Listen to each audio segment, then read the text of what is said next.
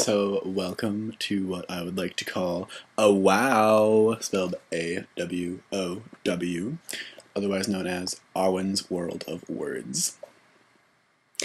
I'd like to start off my first episode with Lloyd Alexander's first book, in the Chronicles of Prydain, otherwise known as the Book of Three.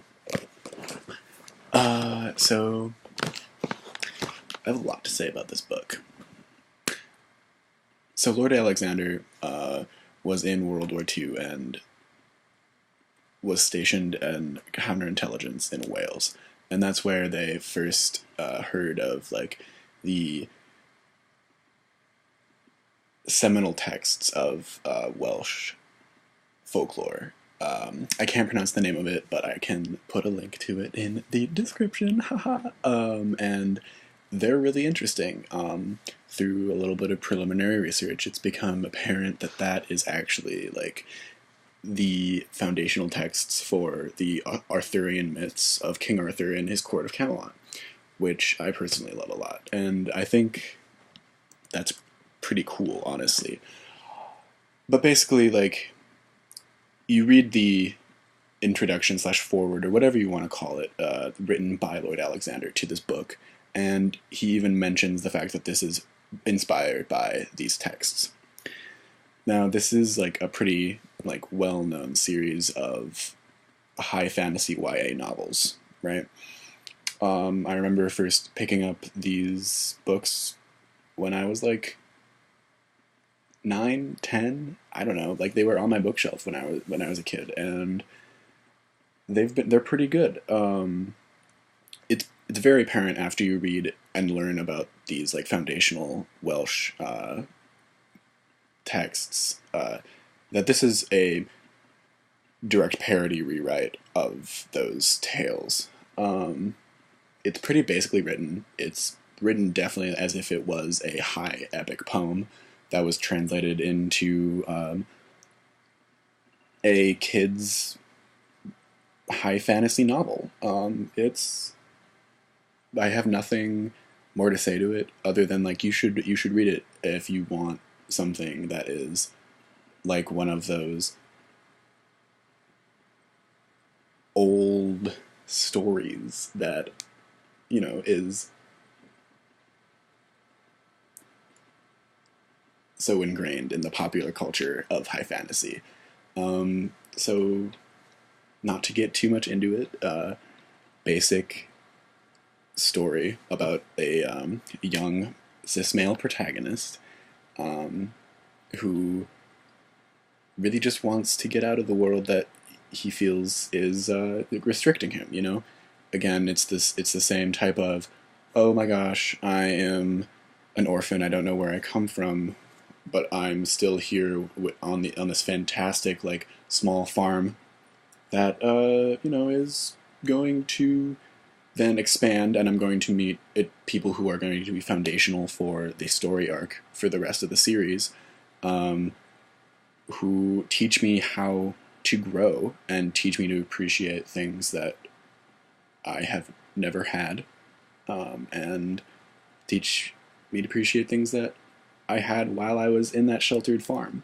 It's like that. It's very much a archetype that is being followed to have a 5-book series that really is all based on these Welsh mythologies. And it's pretty basic. It's fun. It's quick read.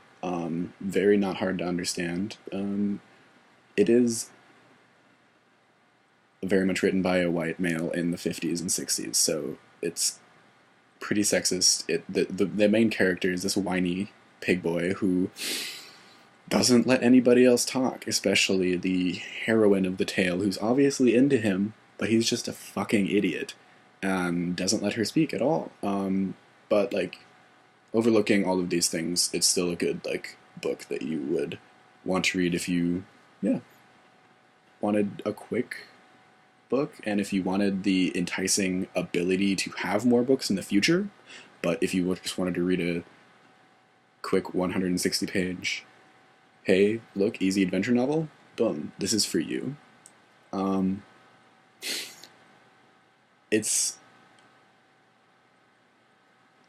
if you're looking for something a little bit more, you should definitely check out these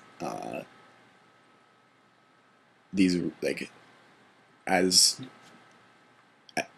as recently translated as 2005 from what I found from just a quick Google search, like original tales that the author probably got their hands on, or his, I should say, got his hands on originally while he was in Wales. They're really great. It's really fascinating to see the ways that what inspired and how much backstory and how much like research the Lloyd Alexander must have done to understand and put together this story, which is loosely parroting it, I must say, but at the same time very much inspired by these Welsh tales that are the original, like, oldest folklore from that time period on the British Isles, and it's really amazing. I do have a pet theory on why it's called the Prydain series. It's a little dorky, but please bear with me. It's all about like so before the Norman invasion of 1066, when William the Conqueror like basically like was like, this is mine. There was this king named Cnut, who was the king of Norway, Denmark, and England.